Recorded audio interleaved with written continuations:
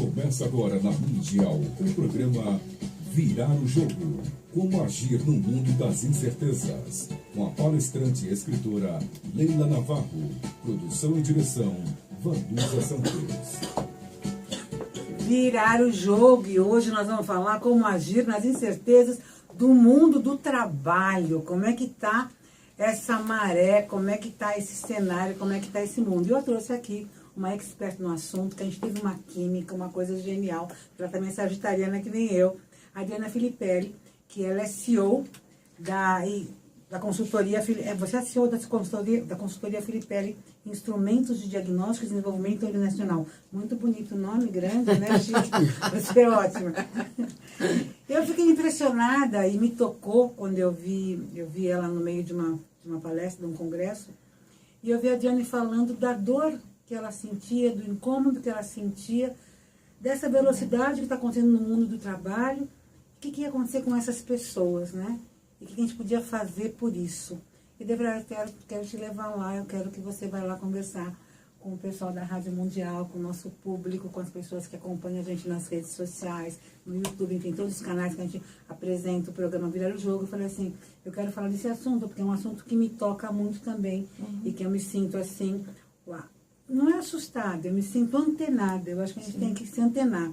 Eu digo que está vindo um tsunami aí, que a gente tem que se preparar, né? Pelo menos aprender a nadar e não ficar tirando selfie com o tsunami. Olha o tsunami. Quer dizer, não vamos tirar selfie com o tsunami. Vamos ver assim, o que a gente tem que fazer com isso, como é que a gente pode se preparar para isso, né? Sim. Eu fui dar uma palestra num banco, e antes da palestra o presidente falou assim, o Banco do Futuro vai ser um centro tecnológico e um centro cultural.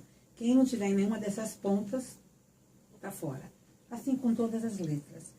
Então, Adriane, eu acho que a gente já devia começar já profundamente nessa dor, né? O que vai acontecer com as profissões? Como é que você que tá lidando com isso, que sente isso diariamente, está levando questões dessa para você, como é que você está vendo essa mudança toda no mercado de trabalho?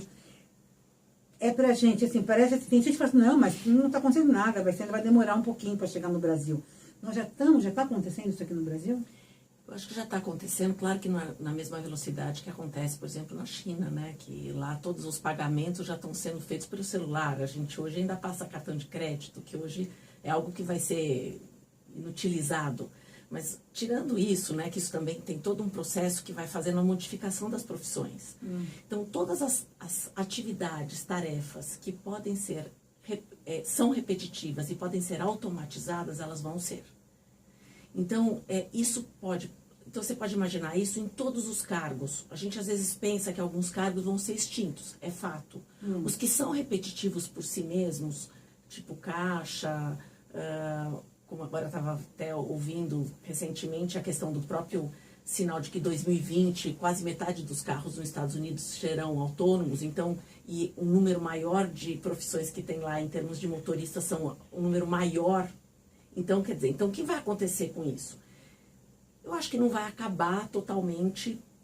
Sempre você vai ter as pessoas até que gostam de trabalhar com isso e que querem manter. Mas, assim, o carro vai ser autônomo. Então, a gente não vai precisar mais de um motorista. A gente não vai precisar de um taxista. Algumas profissões vão realmente ser extintas. Essa velocidade, o que vai acontecer no Brasil, a gente não sabe. A gente sabe que alguns países mais desenvolvidos vão chegar primeiro. Agora, vamos pensar numa coisa mais do dia a dia. Quais as atividades que nós fazemos que vão ser automatizadas? Então, todo mundo fala que teve um software nos Estados Unidos que foi feito não só com software que já existe, mas o próprio Watson e outros que estão trabalhando como que a gente pode fazer o processo. Por exemplo, você vai falar, o advogado vai ser extinto? Não, o advogado não vai ser extinto. O que vai ser é que algumas atividades, por exemplo, uma análise de um contrato que é corriqueiro, uma análise de algo que é padrão, isso daí você está pronto, não vai precisar. Agora, a questão de problemas de soluções complexas, este precisa do ser humano. Até tem um livro muito interessante que eu li que chama Fuzzy and Tech. Fazer todas essas atividades que são ligadas ao lado humano, né? Uma expressão que é ligada ao lado humano. E o tech é o tech, né? De tecnologia. Então, o que vai acontecer? vai ter uma junção de tudo aquilo que é humano, que são as questões mais de relacionamento, dos soft skills, que é lidar com as questões de interação entre as pessoas, vai ter uma valorização muito grande sobre isso. Então, aquilo que a gente estiver desenvolvendo no nosso trabalho, que estiver ligado a estas características, ela vai ser mais valorizado. Então, o lado do advogado que vai ser substituído é o lado daquilo que não é a parte pensante, que é aquilo mais repetitivo. Claro que você tem um banco de dados que vão comparar, ver jurisprudências e tal, e quando eles olharem o sistema, o computador, faz isso com uma facilidade muito grande. Eu achei muito engraçado, porque eu estive num banco que eles têm uma assistente virtual que chama Norminha. Eu falei assim, mas e por que ela chama Norminha, né? Porque por esse nome de Norminha, por nome de Bia, por nome de Siri, não sei das coisas. Mas por que não? Não, porque é de normas. Ela sabe todas as normas, então você não sabe, você pergunta para a Norminha. E a Norminha resolve tudo, você não precisa saber nada, porque a Norminha... Maravilhoso. Eu achei ótimo, Norminha. Maravilhoso, que é exatamente isso. São as norminhas, porque elas não sabiam as normas. Quer dizer, agora, como é que vai se adaptar, ou modelar, ou fazer certas coisas, nós vamos ter que saber, mas a norma em si está ali, a norma está... Exatamente. Então, alguns contratos que são mais padrões e necessitam de menos interferência. Agora, as negociações vão precisar de um advogado. Então, até os skills de um advogado vão ser mudados. Então, aquela questão só do técnico, que tinha uma enciclopédia, esse provavelmente vai ter que se desenvolver. E aí a questão de que a gente tem que ajudar as pessoas, e aí nós que trabalhamos com essa área mais humana, né? Como é que a gente ajuda as pessoas nessa transição? Como é que a gente ajuda as pessoas a fazerem uma transformação na tendência que está sendo cobrada de cada uma das profissões? Então, no caso do advogado, como é que eu faço uma melhor negociação? Como é que eu interpreto as emoções do outro? Como é que eu tenho empatia para entender a dor do outro? Que seriam coisas inimagináveis há um tempo atrás, esperando de um advogado. Então, na verdade, assim, as questões mais humanas vão ser mais valorizadas e vão ter que ser mais desenvolvidas que... na nossa realidade, quer dizer, no mundo antigo, né, vamos dizer, entre aspas, não eram exigidas dele, né? Exatamente, exatamente. Então, essa questão mais lógica, eu vou ter um computador que vai fazer. Eu vou ter um computador que vai fazer determinados cálculos, determinadas análises, e eu não preciso mais fazer. Você acha que na educação nós vamos ter professores que podem ser robôs, que podem ser sistemas assim? Olha, eu acho que hoje a interação com o computador, ela já existe. Né? Se vai ter um personagem robô num curto prazo de tempo, acho que não. Acho que talvez no futuro sim. Quem sabe a gente viva um grande Blade Runner, não sei. Mas o que eu vejo nos próximos anos é que essa questão, até porque é muito interessante, porque a neurociência diz que para você mudar um hábito, para você trocar, implementar e sustentar, você precisa de interferências constantes e frequentes. Então, para você mudar um hábito de alguém, né, primeiro você tem que construir um processo educacional que é diferente hoje. Então, você não precisa mais ter aquela decoreba de antigamente, isso já mudou. Hoje você já tem uma questão que é, como é que eu trabalho com o computador, fazendo pesquisas, eu não tenho mais enciclopédia, alguns dos ouvintes não sabem nem que é enciclopédia, mas enfim, existia a enciclopédia, hoje ela é virtual, então como é que a gente faz para que essa interação... Agora, o que eu acho que vai ser muito modificado na educação não tem a ver necessariamente com interação com o computador, mas de você aprender coisas que são muito mais ligadas à questão humana, que é aprender a ser. Que genial. Então, a educação ela tem que entrar por aprender a ser, onde as pessoas têm que estar, desde pequena, sendo construída para entender os valores que elas estão construindo, o que são os desejos que elas têm, como é que está alinhado os valores com os desejos, se conhecer melhor, entender o funcionamento, entender a interação com as pessoas. Isso vão ser skills fundamentais e vão ser decisivos para o sucesso. Que interessante, né? E daí, assim, a competitividade muda, a questão do trabalho muda também, né? Muda, total. O seu olhar para o trabalho e para a competitividade muda, porque é uma coisa que você já cria criança para ter que sair lutando, para ter que encontrar o espaço dela, e hoje vai ser um espaço muito mais compartilhado, uma coisa muito mais tranquila, de valorizar o ser humano como ser humano. Né? Como ser humano, exatamente.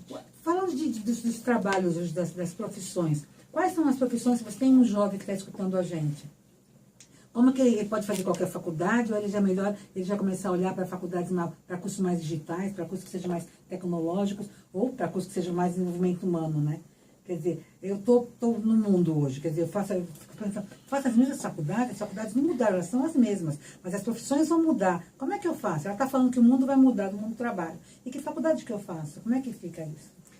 Eu acho que eu já trabalho com autoconhecimento, né, com autodesenvolvimento. Então, cada vez isso vai ser premente. Tem um lado que eu fico feliz de ver que uma questão que antes era deixada, renegada de lado, hoje cada vez mais é a mais importante. Até para eu escolher uma profissão, eu tenho que saber. Agora, eu também não tenho que ser isso definitivo, porque se a gente vai viver mais, a gente vai ter várias profissões. A gente não vai ter uma profissão só. Talvez a gente tenha 3 profissões na vida que sejam, inclusive, bem estabelecidas. Talvez eu fique 25 anos em cada uma das minhas 3 profissões, não sei. Não é? Então, quer dizer, não é que eu vou ter cada profissão e eu vou ficar pulando de galho em galho e não sei o que fazer, né? Mas eu posso ter profissões maduras. O que me veio na cabeça agora, eu só vou abrir um parênteses, se me permite, assim, me veio na cabeça uma expressão que chama scanner, que são os profissionais que escaneiam, né? Que estão cada hora olhando para tudo. Então, estes profissionais, que é aquele que eles falam que o Leonardo da Vinci foi um scanner, né? Que cada momento ele se interessava por um assunto, por isso que ele produziu tanto. E que isso era considerado antigamente algo valorizado. E que depois da Segunda Guerra parou de ser valorizado. Mas eu abri esse parênteses para dizer o seguinte, claro, eu estou dizendo 3 profissões para pessoas que são mais focadas, não para o tipo de jovem que é scanner. E que a gente não pode confundir muitas vezes, porque tem muitos jovens que têm essa tendência de gostar de várias coisas ao mesmo tempo e de ter múltiplos interesses e são confundidos como déficit de atenção, falta de foco, acabam tomando Ritalina desnecessariamente. Então, vamos separar isso para a gente... Só queria abrir um parênteses para isso. E aproveitar a aptidão e até as qualidades e as deficiências das pessoas, porque às vezes uma deficiência minha pode ser importante, que é deficiência entre aspas, né? Porque naquele lugar ela vai ser valorizada. Eu tenho um afilhado que ele trabalha com compliance. E ele foi escolhido para trabalhar com compliance na Inglaterra, justamente porque ele era brasileiro. Então ele tinha todas as questões iguais a todos que estavam lá, mas como ele era brasileiro, falaram assim, não, isso tem um valor, porque um cara que trabalha com compliance e vem do Brasil, onde tem tanta corrupção, então ele teve experiência, conhece muitos casos, então quer dizer, uma coisa que é negativa pode se tornar positiva numa certa situação. Está passando agora esse seriado desse Dr. Bom, né, na Globo, que é um menino que é um autista e tem mais uma outra questão psicológica, e ele tem um complexo, ele não pode ser médico, justamente por ele ter essa questão, ele tem uma atenção e uma capacidade de análise diferente das pessoas que não têm isso, né? Diz que no Vale do Silício, existem muitos engenheiros que são engenheiros autistas, que por serem autistas, eles têm um tipo de comportamento, um tipo de atenção, um tipo de foco diferente de outras pessoas. Então, quer dizer, tudo você tem que perceber o que eu sou, o que eu tenho, para eu poder dizer melhor e poder compartilhar. Eu vou entrar no teu gancho aqui e vou dizer uma coisa que assim, se a gente usa esse lado das áreas humanas a serviço da tecnologia, ou a tecnologia a serviço das áreas humanas, o que acontece? Como é que o Zuckerberg descobriu uma coisa que criou uma empresa de bilhões de dólares, que é o Facebook? Ele tinha dificuldade de relacionamento. Que interessante, é mesmo. Na hora que ele tinha dificuldade de relacionamento, ele criou alguma coisa que eram as fotos, onde ele escolhia as meninas para ele poder se relacionar, para ver quem estava lá. Então, ou seja, a capacidade de pegar características difíceis. Então, quem criar aplicativos, softwares, negócios ligados para facilitar a vida das pessoas, para elas terem mais bem-estar, sejam eles sociais, como no caso do Facebook, sejam eles, por exemplo, como tem a história do Slack, que é um aplicativo também, né, uma plataforma que você trabalha melhor em equipe para ajudar a questão de e-mail e tal. Quem cria essas coisas que vão facilitar a inter-relação das pessoas, a vida das pessoas ligadas a esses aspectos, inclusive nesse Slack eu li que eles contrataram pessoas de teatro. Que interessante. Para quê? Você vai falar, puxa, mas como é que contrata alguém de teatro para uma plataforma tecnológica? Porque a linguagem do teatro, eles estão reproduzindo isso de uma forma na plataforma. para ser interessante as pessoas aplicarem. Porque não é você pegar o que está na vida real aqui, no mundo concreto, e passar exatamente para o mundo tecnológico. Não é assim, né? Tem uma interação, tem uma experiência do consumidor que precisa ser criada. E eles, para criarem essa experiência do consumidor, eles criaram através de dicas de gente de teatro. E eu estou escutando assim, porque eu fico escutando as pessoas que estão pensando, escutando nós duas falando aqui, pensando. Quer dizer, tudo bem, isso é lindo que ela está falando, eu entendo, fica claro, fica bonito, porque no fim vai ter uma oportunidade para o ser humano até se desenvolver mais, teoricamente, mas até chegar lá, vai ter muita confusão no mercado de trabalho, vai ter muita gente perdendo postos de trabalho. As empresas estão conscientes para essa transformação, porque tem que ter assim, uma consciência social de tudo isso, né? Eu acho que essa foi a dor que eu senti em você naquele dia, naquela convenção, porque vai haver uma transformação, nem todo mundo está preparado, nem a própria empresa sabe como é que a coisa vai caminhar. E como é que isso está? Voltando para o início da nossa conversa, não é? Que esse assunto é tão interessante, a gente acaba divagando. Mas, os recursos humanos ou as pessoas responsáveis pela empresa precisam ajudar a mão de obra vigente, já que nós vamos viver mais tempo. Então, as pessoas que estão mais tempo no mercado, elas não podem ser descartadas, simplesmente jogadas fora. O que é que a empresa responsável, socialmente responsável, vai fazer para retreinar, preparar essas pessoas? Que tipo de informação ou de tecnicidade, até digital, vai ser dado? É uma alfabetização quase digital que a gente tem que dar para essas pessoas. Então, a gente não pode simplesmente descartar, pegar o novo e falar, acabou. Então, eu acho que é um ponto muito importante. O outro ponto muito importante que é as profissões que têm menos barreira de entrada, porque as pessoas são exigidas de menos educação. Então, as que têm menos barreira de entrada são as que eu posso pegar alguém que tenha primário, ensino médio e colocar para trabalhar. O que vai acontecer com essas profissões? O que vai acontecer, mais do que com as profissões, me interessa muito saber o que vai acontecer com essas pessoas, porque o Brasil é um país que tem uma educação muito deficitária, muito ruim. Então, tem uma grande população que hoje está subempregada, ou que está empregada em profissões que não exigem muito do intelecto, e muitas coisas desse intelecto estão sendo feitas por outras pessoas. É só você olhar, mesmo uma questão braçal, como o campo. O campo foi automatizado. Foi automatizado. Então, você tem hoje um trator que é automatizado, que faz o trabalho de 50, 100 trabalhadores. Isso está acontecendo também aqui hoje, nestas áreas que receberam essas pessoas do campo, que tinham baixa escolaridade, e foram trabalhar com várias outras coisas, como pedreiro, sei lá. Pintura, esse desemprego que nós estamos falando no Brasil não é só um desemprego por causa da crise. É o desemprego também porque a automação está vindo e muitas pessoas estão sendo substituídas. E vai vir mais ainda. Mas não se fala disso, dá a impressão que esses 30 milhões de desempregados são pessoas que estão desempregadas porque é a crise. Quer dizer, mas não é bem só a crise. Eu acho que tem um fator recente muito forte da crise, mas ele vai se perpetuar ao longo do tempo em função dessa automação. Então, que ela está chegando hoje na cidade. Qual a diferença deste momento de crise com aquilo que a gente viveu da época do êxodo do campo? É que teve mais tempo para adaptação. Hoje a velocidade não está dando esse tempo de a gente se adaptar. Quando eu falo a gente, eu estou me incluindo dentro desse processo todo. Claro que a gente às vezes tem um acesso mais fácil a uma questão de educação, e outros não têm. E até uma questão de investimento, porque o dinheiro é contado, eu tenho que pagar as contas, etc. Como que vai fazer para reservar um dinheiro que não está sobrando para fazer um investimento em mim para eu ter uma sobrevivência a médio e longo prazo? Então, é uma questão que precisa ter ações governamentais. Tem uma fundação chamada, se não me engano, Markle, que é nos Estados Unidos, que pensa nisso. A Suécia tem pensado muito em questões governamentais, outros países europeus, a França, tem pensado muito em questões de como que a gente faz um fundo que ajude estes profissionais que não têm tempo e não têm dinheiro sobrando para fazer isso. Então, eu acho que isso se torna, sim, uma responsabilidade, não só do governo, mas da iniciativa privada.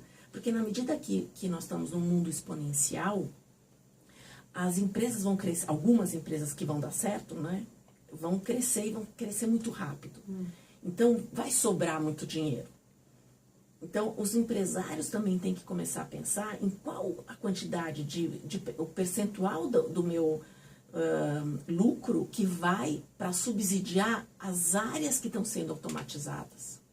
Isso devia ter uma lei para isso, né? Eu acho que tem países que já estão pensando numa maneira de se tornar uma lei, quer dizer, é uma coisa que a pessoa não tem, nós temos que ter um direito em relação a esse dinheiro que a pessoa está ganhando a mais, tirando pessoas do mercado de trabalho. Né? Ou, assim, eu não sei se é lei ou se a gente aumentar a consciência das pessoas. Eu não sei. Eu acredito muito no ser humano, né? Ainda tem esse lado que a minha sócia brinca que eu uso óculos cor-de-rosa.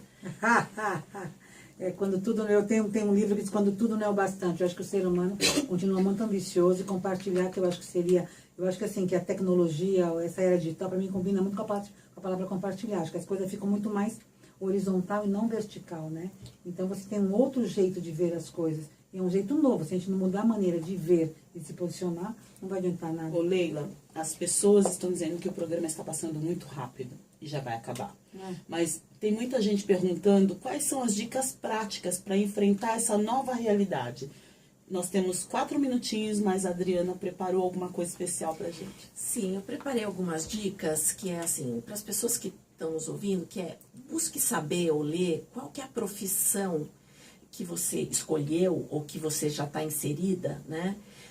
Como que vai ser a tendência e a evolução da tecnologia dentro da tua profissão? Porque se você não perceber qual é a tendência, você vai ser pego de calça curta. Então, dá uma olhadinha nisso, que tem muito material disponível para isso, primeira coisa. Segundo, tem um desenvolvimento que eu sugiro para vocês, que é desenvolvimento da mentalidade de crescimento. O que é a mentalidade de crescimento é que eu estou aberto à mudança. Eu não estou fixo nos padrões passados. Como é que eu posso fazer isso? Então, eu tenho que ter mentalidade de crescimento. A terceira dica que eu dou, descubra então quais são os seus melhores skills, no que vocês agregam valor em soluções para as organizações e para o mundo de uma forma geral, e se eles estão alinhados com seus valores, porque com isso a gente tem mais paixão, a gente vai ser mais íntegro e vai ter mais sucesso com relação a isso. A outra coisa é se adapte às tecnologias. Invista em conhecimento não acho que é só porque você é um profissional de uma área que não tem nada a ver com a tecnologia, que você não tem que investir em conhecimento disso. Faça isso. E estudar e trabalhar é para o resto da vida. Atualização constante. Nunca pare. Sempre pense o que é que eu fiz, que eu aprendi, hoje é algo a mais. E por último, né, mas não menos importante, desenvolva suas habilidades de inteligência emocional, de interação com o outro, de que você facilite as negociações, porque toda área tem uma negociação. Isso, invista nas habilidades ligadas à questão humana. Gente, essa foi a entrevista que eu queria dar para vocês, porque eu acho que essa questão é uma questão que me incomoda, que me dói. E quando uma coisa te incomoda e te dói, você tem que procurar. Como é que você faz para curar isso, né? Como é que você faz para sanar isso, para relaxar isso, para oxigenar isso? Eu acho que a Adriana trouxe um pouco desse oxigênio hoje aqui pra gente. E quem quiser encontrar com a Adriana, como é que as pessoas podem te achar? O meu e-mail é adriana.felipelli, os L são duplos, @felipelli.com.br. Eu acho que ela é alguém calma, tranquila, que fala com toda serenidade e que dá uma confiança tão grande que o futuro vai ser uma virada de jogo fantástica. Continua acompanhando a gente aqui no Virar o Jogo. Gente, mas